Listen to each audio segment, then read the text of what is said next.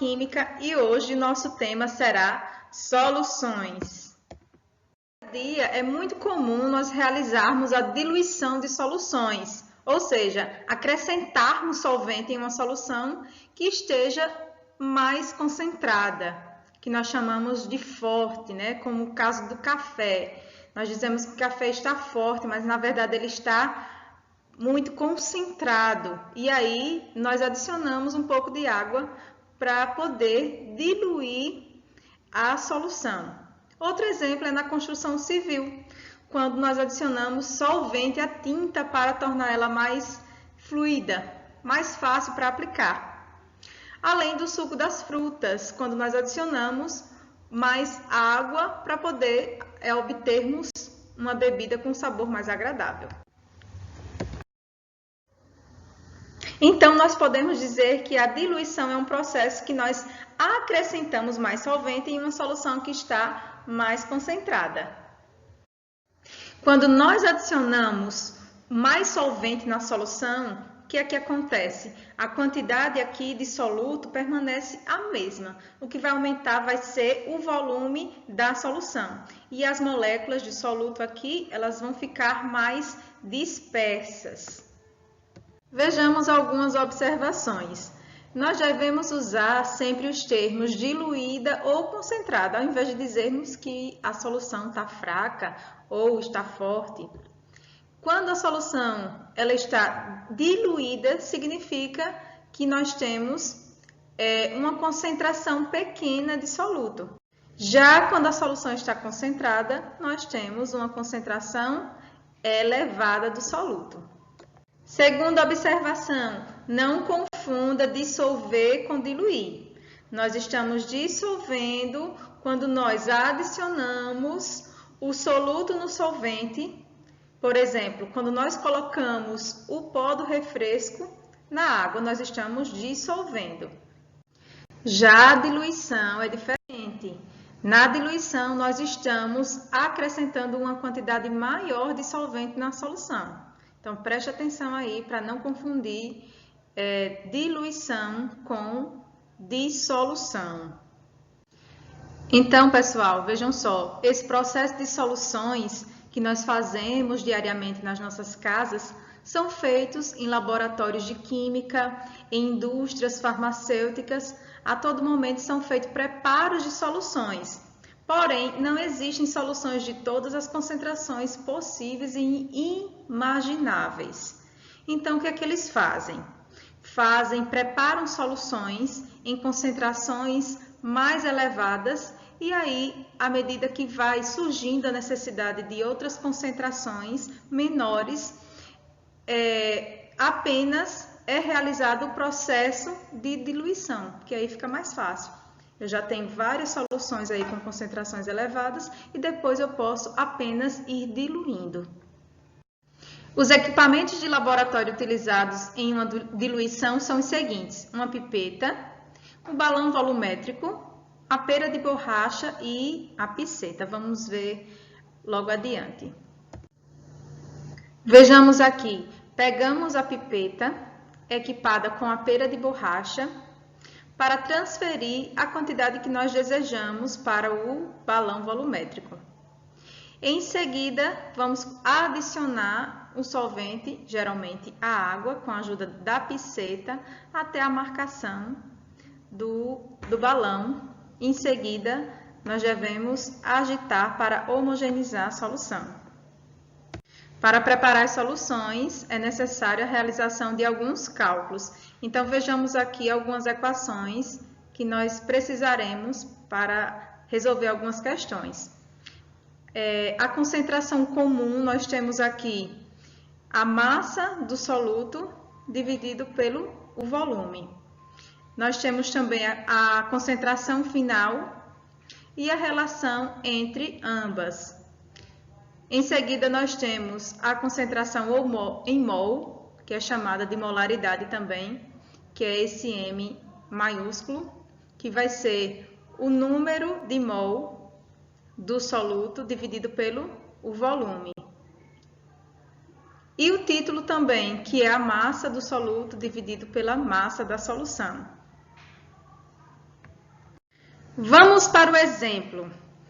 Há uma amostra de 100 ml de NaOH de concentração 20 gramas por litro, foi adicionado a água suficiente para completar 500 ml. Então, percebam que nós temos dois volumes. E ele pergunta qual será a concentração em gramas por litro dessa nova solução. Então, nós temos dois volumes e ele dá uma concentração e pede a concentração final. Vamos ver como é que nós vamos resolver essa questão. Volume inicial que foi dado foi de 100 ml, a concentração inicial de 20 gramas por litro, volume final 500 ml, após a adição do solvente, qual ficou a concentração final? Então, a gente pega a equação, concentração inicial vezes volume inicial igual a concentração final vezes o volume final. Depois, vamos apenas substituir os valores. A concentração 20 gramas por litro, o volume inicial que foi dado foi de 100 ml, a concentração final, que é o que nós vamos descobrir, e o volume final de 500 ml. Quando nós multiplicamos 20 vezes 100, 2.000, concentração final vezes 500. Vamos isolar a concentração final, esse membro vem para cá e o 500 vai passar dividindo. Quando nós dividimos 2.000 por 500, dá 4 gramas por litro. A alternativa certa vai ser a letra C. Vamos agora aos tipos de soluções. Então, nós podemos classificar as soluções de acordo com a quantidade de soluto presente. Então, veja só, se nós tivermos um determinado volume de solvente, vai existir um limite para a quantidade de soluto que vai poder ser adicionado. Então, nós não podemos dissolver, por exemplo, 1 kg de açúcar em um copo de água. Então, esse limite que pode ser dissolvido é chamado de coeficiente de solubilidade. Assim, nós teremos 3 tipos de soluções. Solução insaturada, quando uma solução contém soluto abaixo do coeficiente de solubilidade. Quando esse valor está abaixo, nós dizemos que a solução está insaturada. Nós temos a saturada, que é quando a quantidade de soluto é igual ao coeficiente de solubilidade, ou seja, já está no limite. Então, a solução está saturada. E supersaturada, quando a quantidade de soluto supera ao limite. Então, nós temos aí esses 3 tipos de soluções. Vejamos como alterar a concentração de uma solução. Então, nós temos 3 opções onde nós podemos estar alterando a concentração. A primeira é aumentando a quantidade do soluto.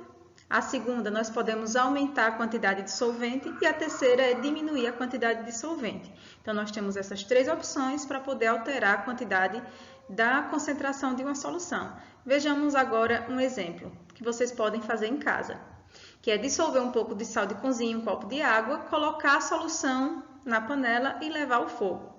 À medida que a água, que é o solvente, vai evaporando, a solução ela vai ficando mais concentrada. No final, forma uma solução saturada, ou seja, toda a quantidade que estava ali atingiu o coeficiente de solubilidade. E aí começa a precipitar, a formar o sal, indicando que a solução já está acima do limite. E esse processo é o que nós usamos, que nós utilizamos para obter o sal de cozinha a partir da água do mar. Vejamos mais um exemplo para calcularmos a concentração comum. Então, vejam só. Se dissolvermos 20 gramas de sal de cozinha, NaCl, em 500 ml de solução aquosa, qual a concentração do sal nesta solução? Então, é uma questão bem simples, onde já dá o valor da massa e do volume e pede a concentração. Então, vamos usar aquela relação da concentração, que é a massa sobre o volume. Como é que fica? Concentração vai ser a massa dividido pelo o volume. 20 gramas dividido por 0,5, que vai ser a nossa concentração 40 gramas por litro. Atenção para o próximo, gente, que é a concentração molar. E pela constante de Avogadro, 1 mol vai ter 6,02 vezes 10 elevado a 23. Outras unidades de medida de concentração são usadas, porém a mais importante é a molaridade, que é justamente a razão entre o número de mol do soluto dividido pelo o volume.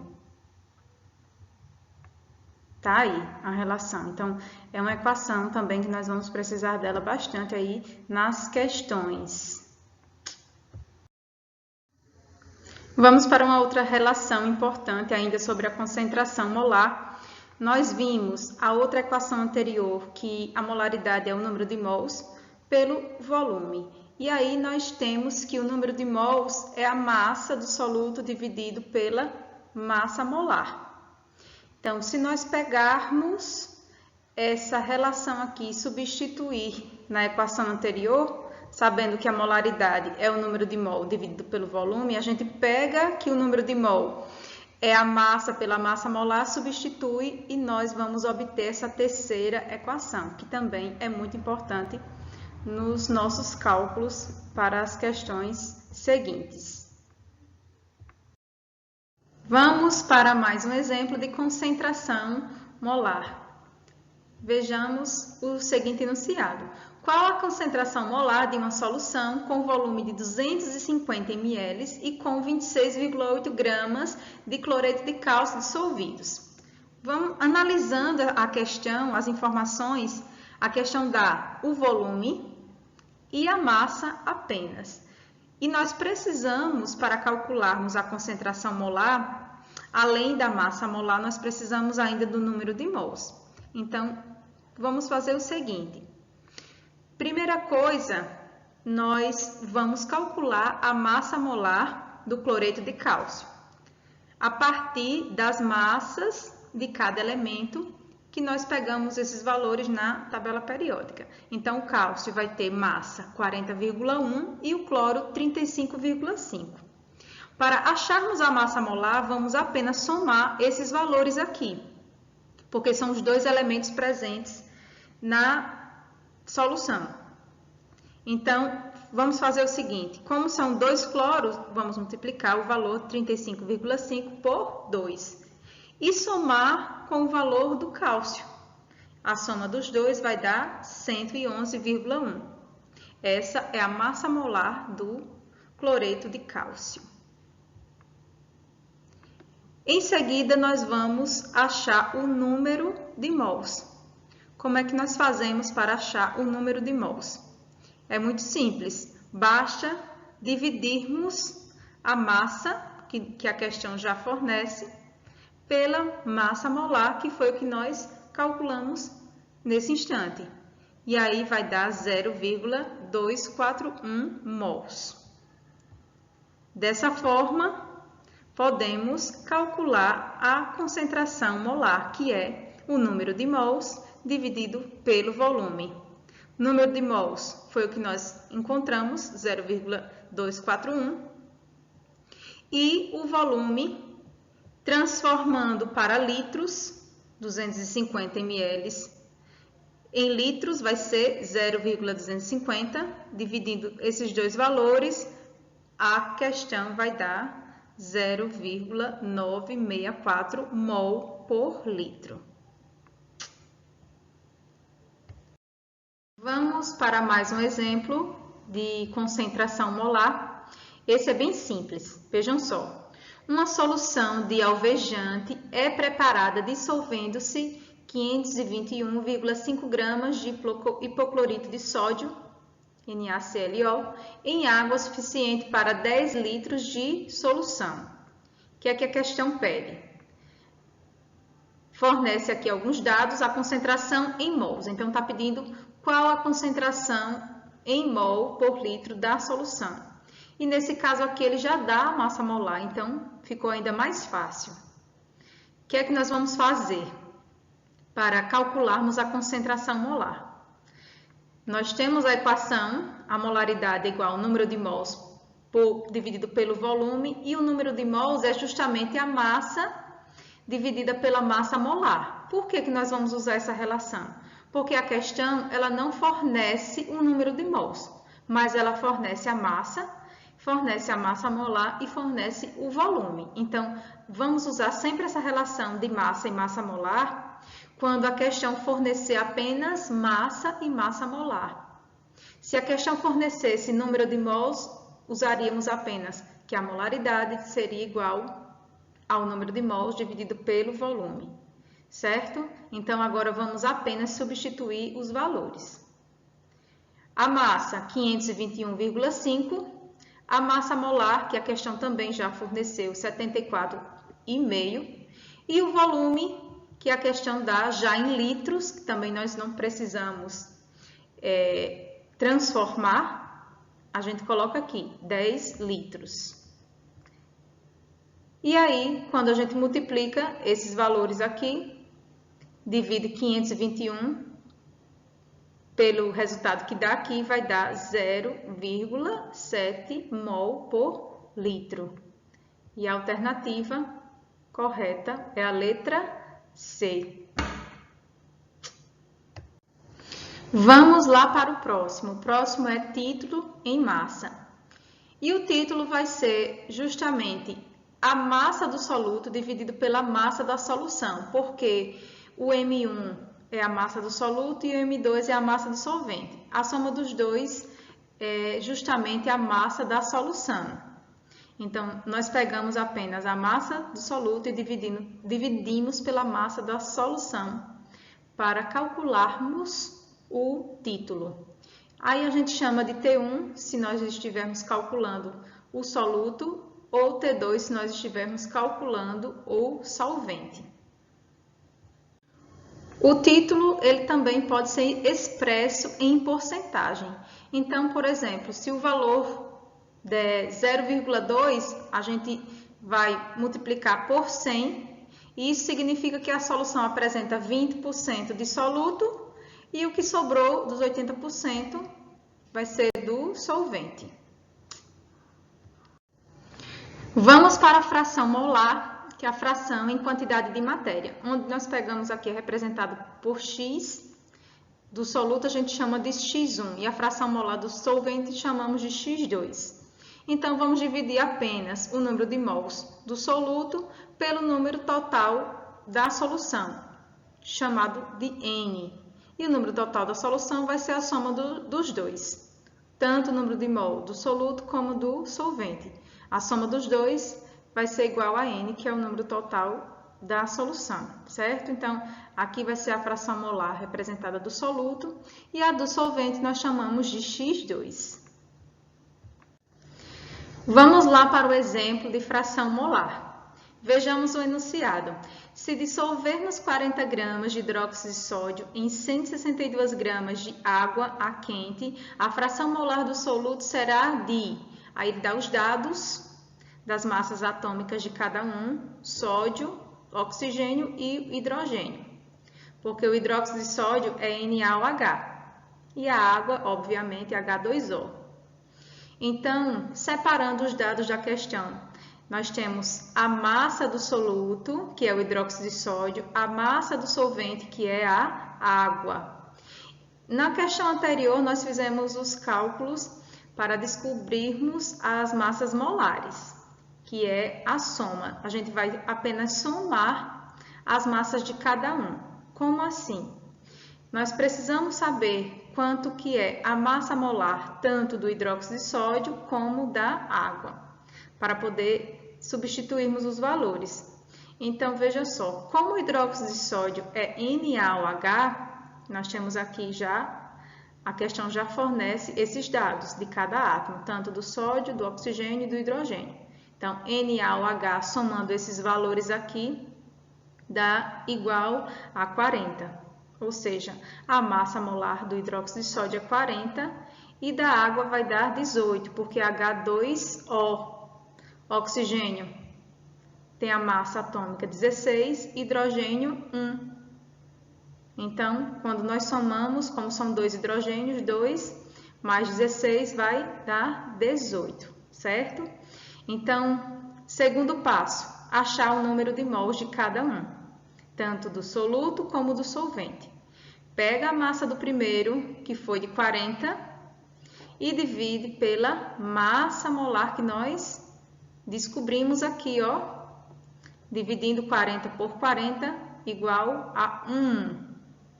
Novamente, repetindo, o número de mols vai ser a massa que a questão já fornece, dividido pela massa molar em mol, que nós descobrimos. 40 dividido por 40 igual a 1. O número de mols da outra substância, do solvente, que vai ser a massa que a questão já fornece, que é da água, 162, dividido pela massa molar dela, que nós descobrimos aqui, ó, foi 18. 162 dividido por 18, igual a 9.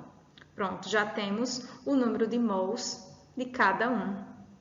E a questão pede a fração molar do soluto, que é o X1. E já descobrimos o número de mols de ambos, que é o que nós precisamos para acharmos o valor dessa fração. Então, a fração vai ser N1, que é o número de mols do soluto, dividido pelo número de mols total da solução. Ou seja, N1, vimos aqui que é 1, e a soma dos dois, N1 mais N2, 1 mais 9, que ficou 1 dividido por 10, que é 0,1, certo?